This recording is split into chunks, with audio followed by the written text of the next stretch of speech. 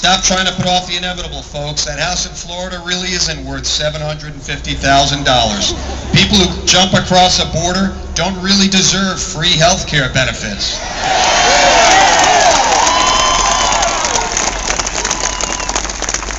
That job driving that forklift to the big three really isn't worth $85,000 a year.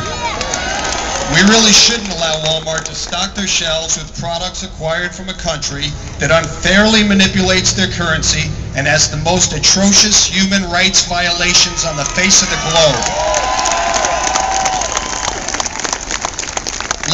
Let the market correct itself, folks. It will. Yes, it will be painful. But it's going to be painful either way. And the bright side of my proposal is that on the other side of it all is a nation that appreciates what it has and doesn't live beyond its means and gets back to basics and redevelops the patriotic work ethic that made it the greatest nation in the history of the world and finally turns back to God.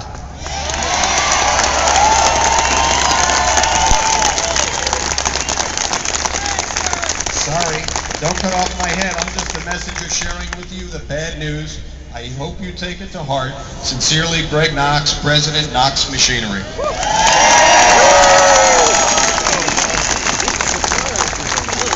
Receiving that pathetic plea triggered something in me that morning. And even though I realized it would hurt my company's business, yes, I've done over $25 million in business with the big three and their suppliers, I didn't care. To me, it was a wake-up call. What does it matter if I sell them a few more products as they're on their way out of business if there'll be no manufacturing base left here in the United States for my 6 children? All of you need to hear the same call. Wake up, America. The hour is late. We all need to get off our butts, get off the sidelines, and join in this battle before it's too late. This nation has become like a bunch of frogs in a pot of warm water, and these socialist usurpers in Washington are turning the heat up to boiling. You want to know what my definition of bailout is? Making me pay for corporate failures that weren't my fault. How much more are we going to take, folks? Let's talk taxes. I'm sick and tired of the hogwash the current administration has been attempting to foist on the public for the past year about taxes. Let me tell you how it really works. They love to talk about the so-called rich people who get all the breaks. And of course, we have Joe Biden enlightening us that it's patriotic to pay taxes. I guess maybe he should tell the Secretary of Treasury, huh? Here's how it really works. For starters, despite what O'Biden would have you believe, the so-called rich don't get all the breaks, but actually the top 10% of earners, and so you know that's people who earn over $93,000 a year, actually pay approximately 72% of this nation's taxes. And as a matter of fact, many of the self-same individuals that Barack Robin Hood Obama plans on giving tax rebates to don't even pay income tax. I wish I was making this stuff up, people. According to the Tax Foundation, in 2006, 41% of the U.S. population were completely outside the federal income tax system. This total includes those who pay no tax and those who pay some tax up front and are later refunded the full amount or paid back more.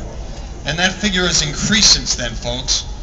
I really do need these magicians in Washington to explain to me where all these breaks are, because after I get done each year paying enough in taxes for myself and about 50 other families, I still have to face this, which is a list of 50 more taxes we pay. Yes, about 50, folks. Time to wake up, America. And the liberals wonder why we're having a tea party? Keep in mind, when our founding fathers had theirs, it was about 3 taxes that pushed them over the edge. Forget about the media focus on the pirates in Somalia. We need to focus on the pirates in Washington.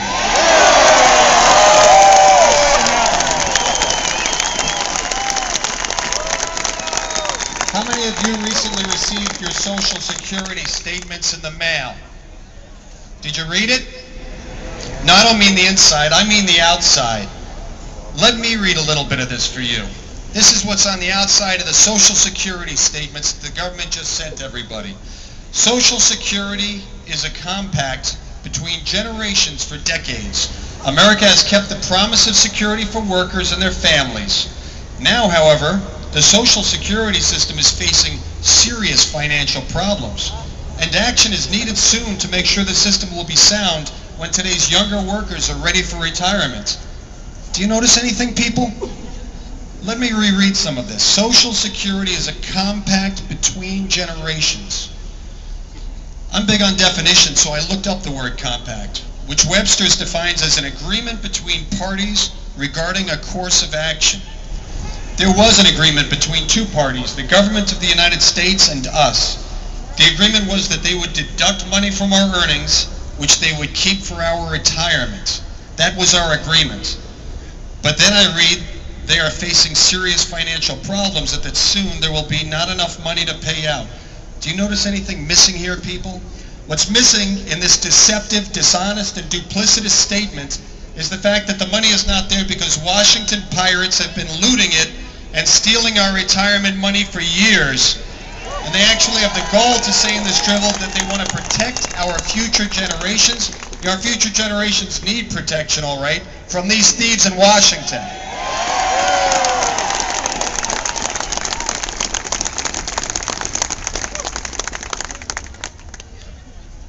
Keep in mind that before bailouts, our government is already handing our children a tab of over $210,000 apiece for the Vita Loca this nation's been living.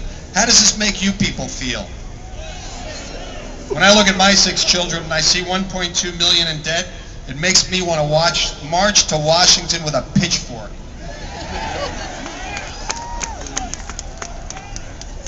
In wrapping up, we got to get over to City Hall and give these people a petition.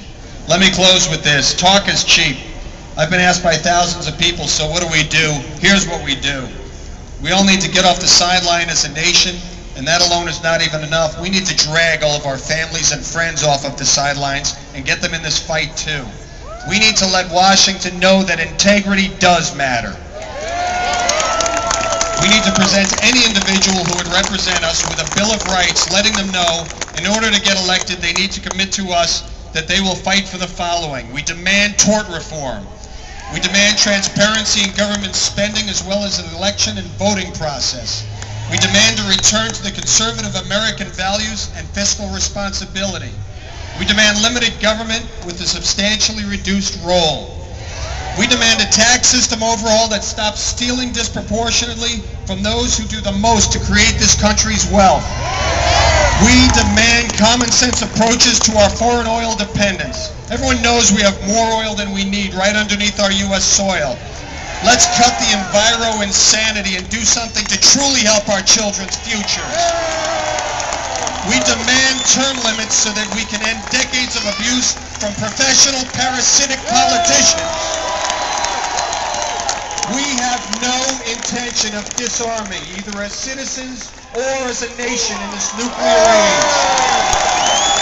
And finally, we demand representatives who place the highest priority on protecting this nation's unborn, children, and adult citizens who, like their ancestors, continue to love and strive to protect this one nation under God with liberty and justice.